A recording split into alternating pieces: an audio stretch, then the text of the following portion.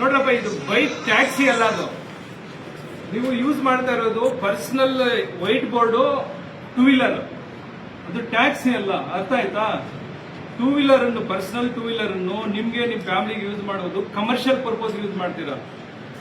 Commercial purpose ಅಂದ್ರೆ ಎಲ್ಲೋ board ಹಾಕೊಂಡು point to point amount ಇಸ್ಕೊಂಡು ಓಡಿಸೋ ತರ ನೀವು ಮಾಡ್ತಾ ಇದ್ದೀರಾ. ಅದರಿಂದ ಯಾರಿಗೆ ಎಫೆಕ್ಟ್ ಆಗ್ತಾ ಇದೆ ಅಂದ್ರೆ ಕ್ಯಾಬ್ ಚಾಲಕರಿಗೆ, ಕ್ಯಾಬ್ ಮಾಲೀಕರಿಗೆ, ಆಟೋ ಚಾಲಕರಿಗೆ, ಆಟೋ ಮಾಲೀಕರಿಗೆ ಅವರು ಡೆಡಿಕೇಟ್ ಆಗಿದ್ದಾರೆ. ಅವ್ರು ಬೇರೆ ಏನು ಕೆಲಸ ಮಾಡಲ್ಲ ಅವರು. ಅದರಿಂದ ಎಫೆಕ್ಟ್ ಆಗ್ತಾ ಇದೆ.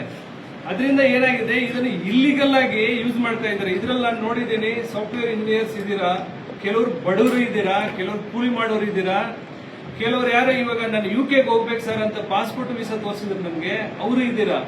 ಬಟ್ ಕೆಲವರಿಗೆ ಅನಿವಾರ್ಯತೆ ಏನಿದೆಯೋ ನಂಗೆ ಗೊತ್ತಿಲ್ಲ. ಇವಾಗ ನೀವು ಮನೆಯಿಂದ ಹೋದಾಗ ಆಫೀಸ್ಗೆ ಕ್ಯಾಬ್ ತರ, ಟ್ಯಾಕ್ಸಿ ತರ ಯೂಸ್ ಮಾಡ್ತೀರಾ, ಆಫೀಸಲ್ಲಿ ಕೆಲಸ ಮಾಡ್ತೀರಾ. ಆಮೇಲೆ ಸಾಯಂಕಾಲ ಮನೆಗೆ ಹೋಗುವಾಗ ಅದನ್ನ ಆಮೇಲೆ ಕ್ಯಾಬ್ ತರ ಯೂಸ್ ಮಾಡ್ತೀರಾ. ಬಟ್ ಅದನ್ನೇ ನಂಬ್ಕೊಂಡಿರುವ ಆಟೋ ಚಾಲಕರು, ಕ್ಯಾಬ್ ಚಾಲಕರಿಗೆಲ್ಲ ಇದು ತೊಂದರೆ ಆಗುತ್ತೆ. ಆಮೇಲೆ ಇದು ಕಾನೂನು ವಿರುದ್ಧ. ಇದು ನೀವು ಟೂ ವೀಲರ್ ವೈಟ್ ಬೋರ್ಡ್ ಅನ್ನು ಪರ್ಸನಲ್ ವೆಹಿಕಲ್ ಅಂತ ಹೇಳೋ, ಅದನ್ನು ಕಮರ್ಷಿಯಲ್ ವೆಹಿಕಲ್ ಅಂತ ಹೇಳಲ್ಲ, ಟ್ರಾನ್ಸ್ಪೋರ್ಟ್ ವೆಹಿಕಲ್ ಅಂತ ಹೇಳಲ್ಲ, ಪರ್ಸನಲ್ ವೆಹಿಕಲ್ಸ್ ಅವು. ಪರ್ಸನಲ್ ವೆಹಿಕಲ್ಸ್ ತಗೊಂಡು ಹೋಗ್ಬಿಟ್ಟು ಕಮರ್ಷಿಯಲ್ ಪರ್ಪೋಸ್ ಇದ್ರೆ ಕಾನೂನು ವಿರುದ್ಧ ಯಾವಾಗ್ಲೂ. ಅದು ಯಾವತ್ತಾದ್ರೂ ನಿಮ್ಮ ಮೇಲೆ ಕ್ರಮ ಕೈಗೊಳ್ತೀವಿ. ನಿಮ್ಗೆ ಏನಾದ್ರೂ ಕಮರ್ಷಿಯಲ್ ಮಾಡ್ಕೋಬೇಕಾ, ಎಲ್ಲೋ ಬೋರ್ಡ್ ಮಾಡ್ಕೊಳ್ಳಿ. ಎಲ್ಲೋ ಮಾಡ್ಕೊಂಡು ಲೈಸೆನ್ಸ್ ಇರೋ ಕಂಪನಿ ಜೊತೆ ಅಗ್ರಿಮೆಂಟ್ ಮಾಡ್ಕೊಂಡು, ಅಗ್ರಿಗೇಟರ್ ತಗೊಂಡು ನೀವು ಮಾಡ್ಕೋಬಹುದು. ವೈಟ್ ಬೋರ್ಡ್ ಮಾತ್ರ ಯೂಸ್ ಮಾಡಂಗಿಲ್ಲ. ಇದನ್ನು ನಾವು ಆಲ್ರೆಡಿ ಸುಮಾರು ಸಲ, 2-3 ಸಲ ಇದನ್ನು ರೈಡ್ ಮಾಡಿ, 1 ವರ್ಷದಿಂದ ಅವಾಗ ನಾವು ಸೀಸ್ ಮಾಡ್ತಾನೆ ಇರ್ತೀವಿ. ಆದ್ರೂ ಸಹ ಸುಮಾರು ಜನಕ್ಕೆ ತಿಳುವಳಿಕೆ ಇಲ್ಲ. ಆಮೇಲೆ ಸ್ವಲ್ಪ ಜನಕ್ಕೆ ಗೊತ್ತಿದ್ರು ಏನು ಆಗಲ್ಲ ಬಿಡಿ ಅಂತ ಮಾಡ್ತಾ ಇರ್ತೀರಾ. ಇದು ಮೇನ್ ತಪ್ಪು. ನೀವ್ ಹೇಳ್ತೀರಾ, ಇವ್ರು ಹೇಳ್ತಾರೆ ಹ್ಯಾಪ್ ಕ್ಲೋಸ್ ಮಾಡಿ ಅಂತ. ಹ್ಯಾಪ್ ನಿಮ್ ಫ್ಯಾಮಿಲಿಗೆ ಬೇಕಾದ್ರೆ ಇನ್ನೊಂದು ಮಾಡ್ಕೋಬಹುದು. ನಿಮ್ ಫ್ಯಾಮಿಲಿ, ನಿಮ್ ಫ್ರೆಂಡ್ಸ್ಗೆಲ್ಲ ಶೇರ್ ಮಾಡ್ಕೊಳಕ್ ಒಂದು ಮಾತು ಕೇಳಿ.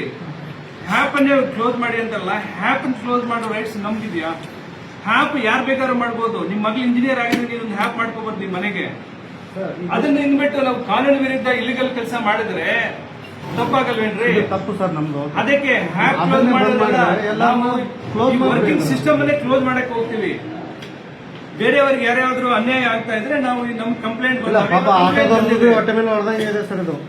ಬಡವರ ಮೇಲೆ ಹೊಟ್ಟೆ ಮೇಲೆ ಇಲ್ಲ, ಕಂಪ್ಲೇಂಟ್ ಆಗಿದೆ ಇದು. ಆಟೋ ಚಾಲಕರು, ಆಮೇಲೆ ಕ್ಯಾಬ್ ಚಾಲಕರು ಯಾರ್ಯಾರು ಎಲ್ಲೋ ಬೋರ್ಡು ಮಂತ್ಲಿ ಟ್ಯಾಕ್ಸ್ ಕಟ್ತಾರಲ್ವಾ, ಕ್ವಾರ್ಟರ್ಲಿ ಟ್ಯಾಕ್ಸ್ ಕಟ್ತಾರೆ. ಏನಕ್ಕೆ ಹೇಳಿ? ಪಬ್ಲಿಕ್ ಇಂದ ದುಡ್ಡು ಇಸ್ಕೊಂಡು ಸರ್ವಿಸ್ ಮಾಡ್ಲಿಕ್ಕೆ ಅವರು 3 ತಿಂಗಳಿಗೊಂದ್ಸಲಿ ಟ್ಯಾಕ್ಸ್ ಕಟ್ತಾರೆ. ಈ ಗಾಡಿಗೆ ಎಲ್ಲಿದೆ ಟ್ಯಾಕ್ಸ್? ಟ್ಯಾಕ್ಸ್ ಇಲ್ಲ ಇದಕ್ಕೆ. ಪರ್ಸನಲ್ ವೆಹಿಕಲ್ ನಿಮ್ಗೆ ಲೈಫ್ ಟೈಮ್ ಟ್ಯಾಕ್ಸ್ ಕಟ್ಟಿರ್ತೀರ ನೀವು. ಬಟ್ ನೀವು ಪರ್ಪೋಸ್ ಯೂಸ್ ಮಾಡೋದು ಕಮರ್ಷಿಯಲ್ ಬಿಸ್ನೆಸ್ ಪರ್ಪೋಸ್ಗೆ. ಬಿಸ್ನೆಸ್ ಪರ್ಪೋಸ್ ಯೂಸ್ ಮಾಡಕ್ಕೆ ಎಲ್ಲೋ ಬೋರ್ಡ್ ಇದೆ. ಅವರು ಕ್ವಾರ್ಟರ್ಲಿ ಟ್ಯಾಕ್ಸ್ ಗೌರ್ಮೆಂಟ್ ಕೊಟ್ಟು ಲೈಸೆನ್ಸ್ ತರ ತಗೊಂಡು ಮಾಡ್ತಾರೆ. ಅದು ನಿಮ್ಗೆ ಪರ್ಮಿಟ್ ಇದೆಯಾ, ಇಲ್ಲಾಂದ್ರೆ ಟ್ಯಾಕ್ಸ್ ಕಟ್ತೀರಾ? ಅರ್ಥ ಆಯ್ತಾ? ಇಷ್ಟು. ಇನ್ಮೇಲೆ ಯಾವುದೇ ಕಾರಣಕ್ಕೆ ನೀವು ಮಾಡಬೇಡಿ. ಇದು ಮೇಲಾಧಿಕಾರಿಗಳಾದ ನಮ್ಮ ರಾಜ್ಯದ ಕಮಿಷನರ್ ಅವರ ಆದೇಶದ ಮೇಲೆ ನಾವು ಇವತ್ತು ಎಲ್ಲಾ ಆಫೀಸ್ಗಳು 11 ಆಫೀಸಲ್ಲಿ ಸೀಸ್ ಮಾಡ್ತಾ ಇದ್ವಿ ಗಾಡಿಗಳು. ಮೇಲಿನಿಂದ ಏನ್ ಬರುತ್ತೋ, ಏನ್ ಕ್ರಮ ಕೈಗೊಳ್ಳಬೇಕಾಗುತ್ತೋ ಅದನ್ನ ನಾವು ನಿಧಾನಕ್ಕೆ ತಗೋತೀವಿ. ಇವಾಗ ನಾವು ಚೆಕ್ ರಿಪೋರ್ಟ್ ಇಶ್ಯೂ ಮಾಡ್ತೀನಿ. ನೀವು ಚೆಕ್ ರಿಪೋರ್ಟ್ ತಗೊಂಡು ನೀವು ಹೋಗ್ಬೋದು.